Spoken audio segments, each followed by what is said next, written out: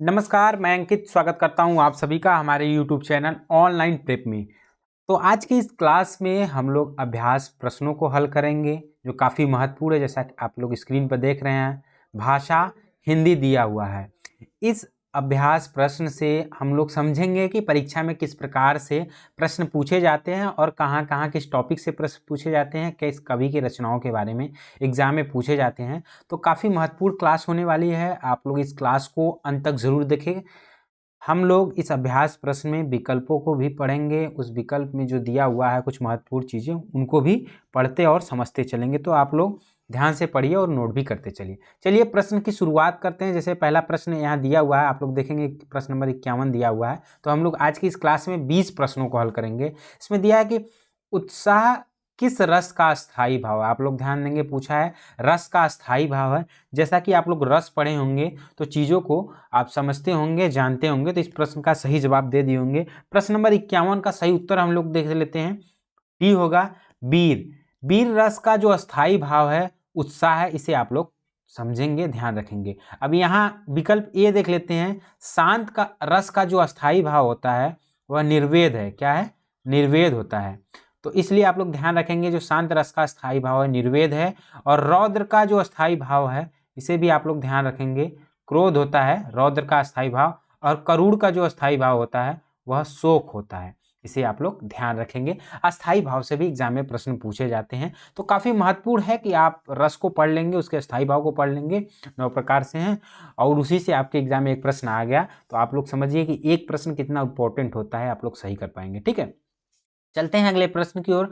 अगला प्रश्न आप लोग देखेंगे, यहाँ पर दिया हुआ है कि नाथ दैव कर कवन भरोसा, सोई सिंधु करिय मन रोसा, कादर मन कहूँ एक अधारा, दैव दैव आलसी पुकारा। ठीक है, पूछा है कि इस पंक्ति में या उपरोक्त पंक्ति में किस छंद का प्रयोग किया गया है। आप लोग ध्यान रखेंगे, जब आप लोग छंद पढ़े होंगे, दोहा, चौपाई, छप्पा, कवित्व, तो चीज़ों को समझेंगे और जानेंगे। ठीक है, कि कैसे हम समझते हैं कि दोहा में कितने चरण होते हैं। तो दोहा में 4 चरण होते हैं, जिसमें 13-11 मात्राएं होती हैं। इस प्रकार से हम समझते हैं। चौपाई में जो है आप लोग ध्यान रखेंगे, इस तरीके से हम समझेंगे।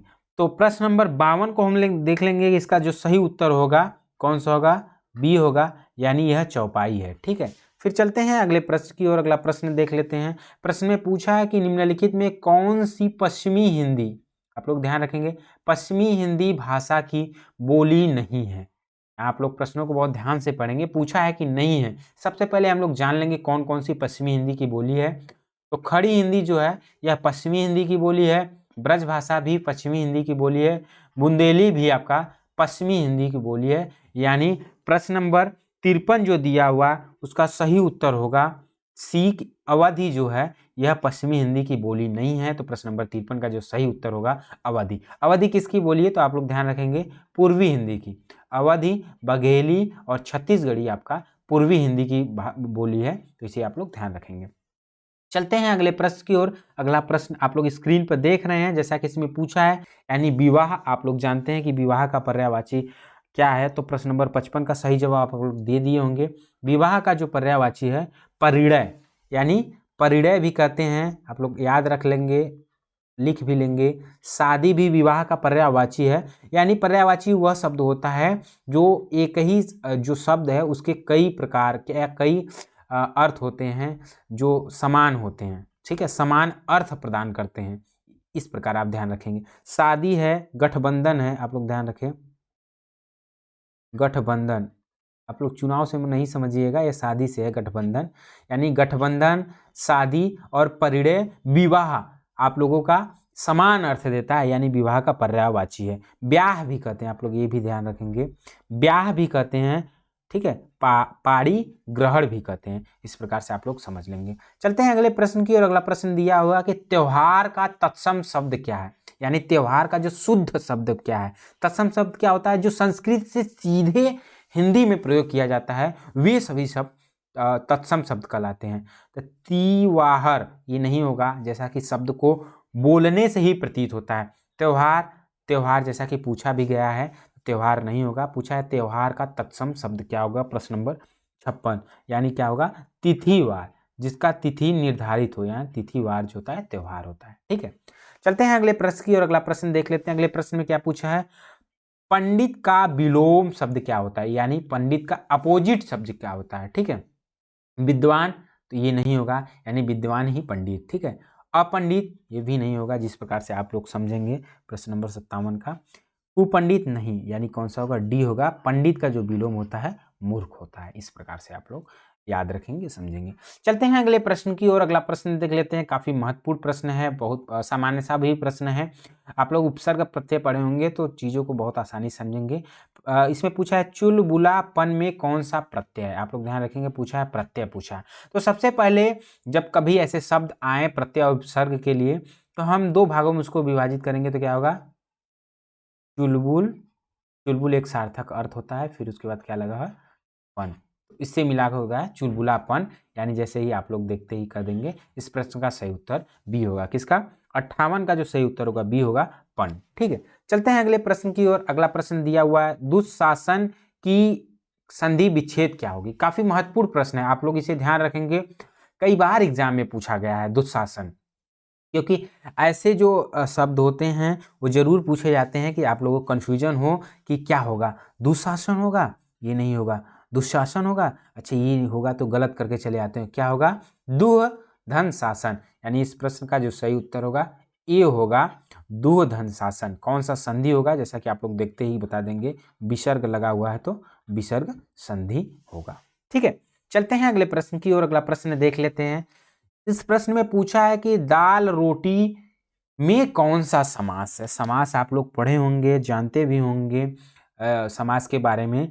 तो समास जैसे ही देखते आप लोगों को पता हो गया होगा। इस प्रश्न का सही उत्तर होगा पहला, द्वंद्व समास, यानी जिस समास में बीच में योजक चिन्हों का प्रयोग हो, उसमें और शब्द जैसे छिपा हुआ हो, वह द्वंद्व समास कहलाता है। ठीक है, द्विगु समास संख्यावाची होता है। तत्पुरुष समास में कर्ता कारक चिन्हों का प्रयोग होता है। कर्म जो कर्मधारय होता है उसमें आप लोग ध्यान रखेंगे पहला पद प्रधान होता है, जैसे नील कमल हुआ। ठीक है, इस प्रकार के शब्द कर्मधारय होता है। तो इस प्रश्न का जो सही उत्तर होगा द्वंद्व समास। ठीक है, फिर चलते हैं अगले प्रश्न की ओर। अगला प्रश्न देख लेते हैं। अगले प्रश्न में क्या पूछा है, किसी मत का सर्वप्रथम प्रवर्तन करने वाले को क्या कहा जाता है।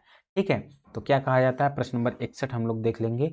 आदि प्रवर्तक कहा जाता है। क्या कहा जाता है, आदि प्रवर्तक कहा जाता है। तो इस प्रश्न का सही उत्तर क्या होगा, पहला होगा। आप लोग बहुत ध्यान से इस अभ्यास प्रश्नों को पढ़िए, जो चीज़ें बताया जा रहा है, जो चीज़ें आपको समझ में नहीं आ रहा उसे नोट भी करिए, क्योंकि देखिए अभ्यास प्रश्न को करने से आप लोगों का जो ज्ञान होता है, बौद्धिक ज्ञान होता है, उस बौद्धिक ज्ञान की क्षमता का विकास होता है। जब हम एक टॉपिक पढ़ते हैं, उस टॉपिक का अभ्यास प्रश्न करते हैं तो हमें चीज़ें आसान लगती है, लेकिन जब 4, 5, 10 टॉपिक मिक्स होके एक अभ्यास प्रश्न बनाया जाता है, उसे जब हम हल करते हैं तो वहाँ हमें कई अनेक प्रकार के प्रश्न हमें दिखाई देते हैं, मिलते हैं। उन चीज़ों से जब हम अवेयर होते हैं तो जो चीज़ें हमें समझ में नहीं आती है, जो चीज़ें हम नहीं पढ़े होते हैं, उसको दोबारा पढ़ते हैं, चीज़ों को समझते हैं, तो हमारी बौद्धिक क्षमता का विकास होता है। इस प्रकार से आप लोग अभ्यास प्रश्नों को ध्यान से पढ़ा करिए और अंत तक जरूर पढ़ा करिए।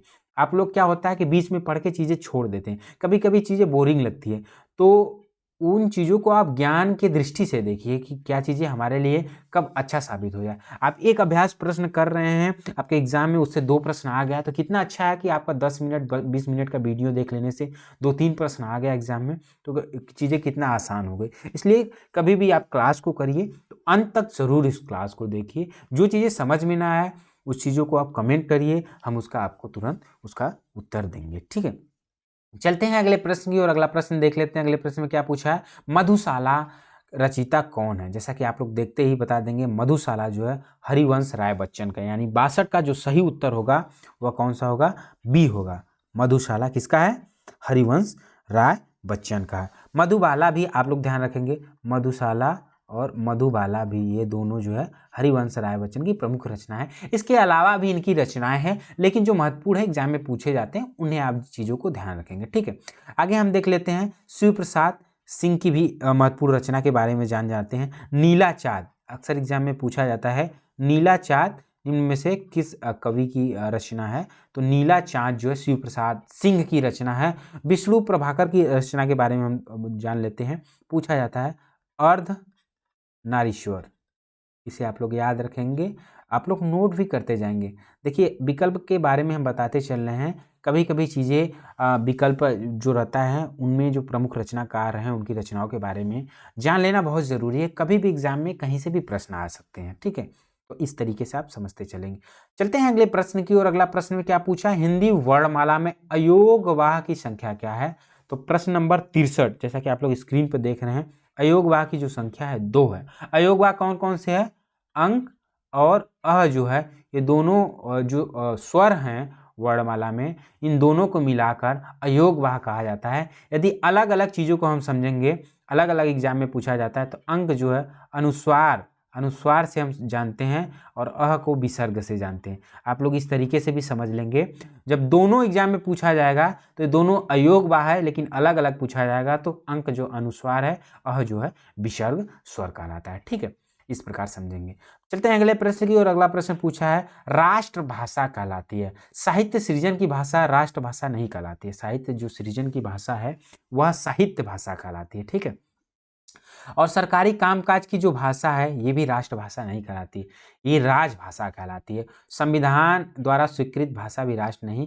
यानी इस प्रश्न का प्रश्न नंबर 64 का जो सही उत्तर होगा बहुसंख्यक देशवासियों द्वारा प्रयोग की जाने वाली भाषा, यानी जो देश में ज़्यादातर लोगों में बोले जाने वाली भाषा है वह राष्ट्रभाषा कहलाती है। यानी हमारे देश की, भारत की जो भाषा है राष्ट्रभाषा, वह हिंदी भाषा कहलाती है, ठीक है। इस प्रकार आप लोग समझेंगे चीज़ों को।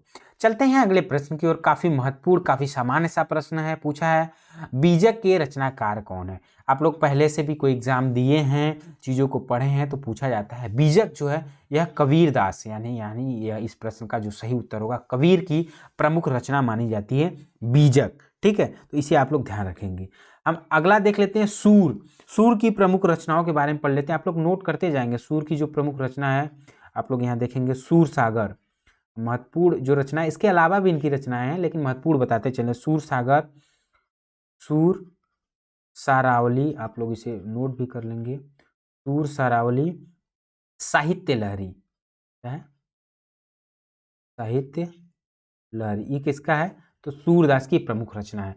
तुलसीदास की प्रमुख रचनाओं के बारे में हम जान लेते हैं। इनकी कई प्रमुख रचनाएं हैं लेकिन जो महत्वपूर्ण एग्जाम में पूछा जाता है जैसे गीतावली, आप लोग आवली से जानेंगे, गीतावली, ठीक है। आवली इनके में लगा होता है, कई में कवितावली, क्या? कवितावली, ठीक है। इस प्रकार से एक और इनका है विनय पत्रिका, आप लोग इसे ध्यान रखेंगे, विनय पत्रिका, ये किसका है? तो तुलसीदास की है विनय पत्रिका। विनय पत्रिका के अलावा भी है जानकी मंगल, जानकी मंगल, ये इसलिए बता रहे हैं काफ़ी महत्वपूर्ण है। एग्जाम में कोई भी एक रचना के बारे में पूछा जाता है। दोहावली, दोहावली भी पूछा जाता है कि दोहावली किसकी है। तो ये सभी जो है गीतावली, कवितावली, विनय पत्रिका, जानकी मंगल और दोहावली, यह तुलसीदास की प्रमुख रचना है। और जासी की प्रमुख रचनाओं के बारे में हम जान लेते हैं। जैसा कि आप लोग जानते हैं पद्मावत, पद्मावत आप लोग मूवी देखे होंगे। जो पद्मावत मूवी है लीला भंसाली ने किया है, तो यह जासी की प्रमुख रचनाओं पे पद्मावत, ठीक है। तो इसे भी आप लोग ध्यान रखेंगे। जासी की प्रमुख रचना पद्मावत है, अखरावट है, क्या है? पद्मावत है, अखरावट, और आखिरी कलाम भी है, आप लोग इसे भी याद रखेंगे, आखिरी कलाम। इसलिए हम आप लोगों को चीज़ों को बताते और समझते चल रहे हैं। चलते हैं अगले प्रश्न की और। अगला प्रश्न देख लेते हैं, विनय पत्रिका किसकी कृति है? जैसा कि अभी हमने यहाँ बात किया, विनय पत्रिका किसकी है? तो विनय पत्रिका जो है तुलसीदास की है, यानी 66 का जो सही उत्तर होगा बी होगा, ठीक है। सूरदास की क्या प्रमुख रचना है? सूर सागर, सूर सरावली। इसी प्रकार से जासी का जैसे हमने पढ़ा पद्मावत, अखरावट, आखिरी कलाम। मंझन का समझ लेते हैं कि मंझन की प्रमुख रचना क्या है। तो यहाँ पर आप लोग ध्यान देंगे, मंझन की जो प्रमुख रचना है मधुमालती, मधुमालती। एग्जाम में पूछा जाता है मधुमालती किसकी प्रमुख रचना है या मंझन की प्रमुख रचना क्या है? तो मधुमालती। इसे आप लोग ध्यान रखेंगे, ठीक है, याद भी रखेंगे। दोहा में कितने चरण होते हैं? काफी महत्वपूर्ण प्रश्न है। प्रश्न नंबर 67, दोहा में जो चरण होते हैं वो 4 चरण होते हैं, ठीक है। आप लोग इसे ध्यान रखेंगे। चलते हैं अगले प्रश्न की और। अगला प्रश्न देख लेते हैं। इसमें पूछा है चौपाई के प्रत्येक चरण में कितनी मात्राएं होती हैं? तो चौपाई के प्रत्येक चरण में 16 मात्राएं होती है। तो आप लोग इसे ध्यान रखेंगे। प्रश्न नंबर 68 का जो सही उत्तर होगा सी होगा। चलते हैं अगले प्रश्न की ओर। अगला प्रश्न काफी महत्वपूर्ण है, पूछा है ध्रुव स्वामिनी की रचयिता कौन है। ध्रुव स्वामिनी यानी जयशंकर प्रसाद, आप लोग यहाँ ध्यान रखेंगे प्रसाद लिखा हुआ है, लेकिन ये इनका पूरा नाम है जयशंकर प्रसाद। जयशंकर प्रसाद की प्रमुख रचना है ध्रुव स्वामिनी। पंथ का, जैसा कि आप लोग को पता है, जानते हैं, पंथ के जो प्रमुख रचना है पल्लव है। क्या है? पल्लव है। युगवाणी है। क्या है? युगवाणी पंथ की प्रमुख रचना है। और निराला के उसी प्रकार से आप फिर से बता देते हैं, निराला का परिमल है और कुकुरमुत्ता। कुकुरमुत्ता, हाँ कुकुरमुत्ता की ही बात की जा रही है। आप लोग इस पे जो है चीज़ों को ध्यान से पढ़िए। ये कुकुरमुत्ता पूछा जाता है किसकी प्रमुख रचना है, तो निराला की है। महादेवी की प्रमुख रचना के बारे में आप लोग जानते हैं, जैसे कि बता देते हैं, रश्मि, निहार, र है आप लोग ध्यान रखेंगे, और नीरजा। ठीक है, इसलिए आप लोग ध्यान रखेंगे महादेवी वर्मा की प्रमुख रचना। अगला चलते हैं, कादंबरी के लेखक कौन है।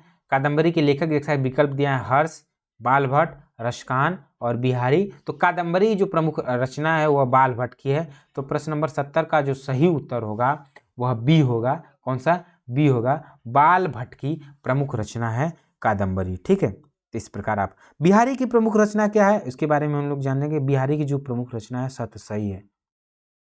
सतसई काफी महत्वपूर्ण एक ही रचना इनका सतसई, जिसमें 713 दोहों का उल्लेख मिलता है। रसखान की प्रमुख रचना है प्रेम वाटिका।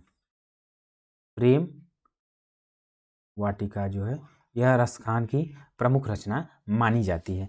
चलते हैं अगले प्रश्न की ओर, और इस क्लास का, इस अभ्यास प्रश्न का अंतिम प्रश्न होगा, जिसमें पूछा है, काफी महत्वपूर्ण प्रश्न है, गबन किस लेखक की कृति है। आप लोग जानते हैं, पहले से पढ़े हैं, प्रख्यात जो उपन्यासकार हैं प्रेमचंद, उनकी प्रमुख रचना है गबन। गबन है, गोदान है, ये सभी जो रचनाएं हैं, प्रमुख उपन्यास है, ये किसकी है? प्रेमचंद का। भगवती चरण वर्मा की जो प्रमुख उपन्यास है वह कौन सा है? चित्रलेखा। आप लोग ध्यान रखेंगे, चित्रलेखा। यदि आप हिंदी साहित्य को पढ़े होंगे तो जानते होंगे चित्रलेखा के बारे में, यह भगवती चरण वर्मा की है। यदि नहीं जानते हैं तो आप लोग ध्यान रखेंगे, चित्रलेखा भगवती चरण वर्मा की उपन्यास विधा है। और यहाँ हम ध्यान रखेंगे यशपाल। यशपाल की जो क्या है, जो क्या उनकी प्रमुख रचना है, आप लोग ध्यान रखेंगे, झूठा सच। झूठा सच जो है यह देश के विभाजन पे बना हुआ था उपन्यास, यशपाल की है। तो इस प्रकार से आप ध्यान रखेंगे। ठीक है, तो आज के लिए इतना ही। हमने जो है 20 अभ्यास प्रश्नों को हल किया।